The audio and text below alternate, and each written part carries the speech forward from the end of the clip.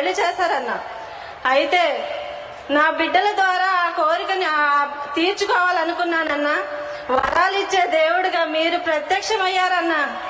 పిల్లలందరికీ కూడా అన్న, రాష్ట్ర ప్రజల పిల్లలందరికీ కూడా మీరు వరం ఇచ్చారన్నా. ఫీజు రింబర్స్మెంట్, విద్యా కానుక, విద్యా దీవెన అని నా పెద్ద కొడుకు కన్నా ఇంజనీరింగ్ 4వ సంవత్సరం పూర్తి చేశానన్నా. నేను అదంతా మీ దయ అన్నది. నా బిడ్డకి బంగారు భవిష్యత్తు మీరే వేశారన్నా.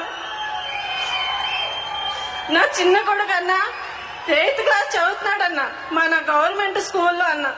అయితే నా బిడ్డకి విద్యా కానుక గోరుముద్ద అంటే ఏదో సామాన్యంగా పెడతారనుకున్నామన్నా. కానీ మీరు చాలా పౌష్టికాహారం ఇచ్చారన్నా.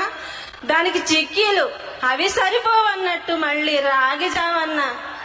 వడదెబ్బ తగలకూడదు నా బిడ్డలకి, నా మేనల్లుళ్ళు కానీ మీరు రాగి జావ కూడా ఇచ్చారన్నా. విద్య పట్ల మీరు చూపించే శ్రద్ధ అన్నా మేము మా పిల్లల మేము చూపించలేమన్నా. అది నా చిన్న కొడుకు కన్నా డిసెంబర్ 21 మీ పుట్టినరోజు రోజున ట్యాబ్ ఇచ్చారన్నా. ఆ ట్యాబ్ ద్వారా ఉన్నతంగా చదువుకోవాలని పిల్లలందరూ మీరు ఇచ్చారన్నా. మీ కళ నెరవేరినట్టేనన్నా. ఎందుకంటే అన్నా నా కొడుకు ఈ రోజు క్లాసులో టాపర్ గా నిలిచాడన్నా. చాలా సంతోషంగా ఉందన్నా. నా బిడ్డలకి నేను చదువుకోలేని చదువుని నాకు అన్నయ్య లేరన్నా. మీరే నా అన్న. నేను మీ ద్వారా నేను నెరవేర్చుకున్నానన్నా. అన్నా మా అమ్మగారికి చేయూత వస్తుందన్నా. మా అమ్మగారు చీరల బిజినెస్ చేసుకుంటున్నారన్నా ఇంట్లో. మా తమ్ముడికి ఇల్లు వచ్చిందన్నా. సొంత ఇంటికల్లా తమ్ముడికి నెరవేరిందన్నా. మా అక్కకి ఒంటరి మహిళ పెన్షన్ వస్తుందన్నా.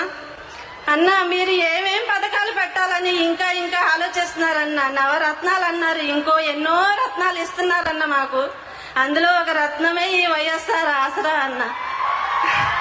ఆ రత్నాన్ని కూడా మేము పొందామన్నా. నాకు తోడు పథకం వచ్చిందన్నా. నేను తెచ్చుకొని ఫాల్స్ లైనింగ్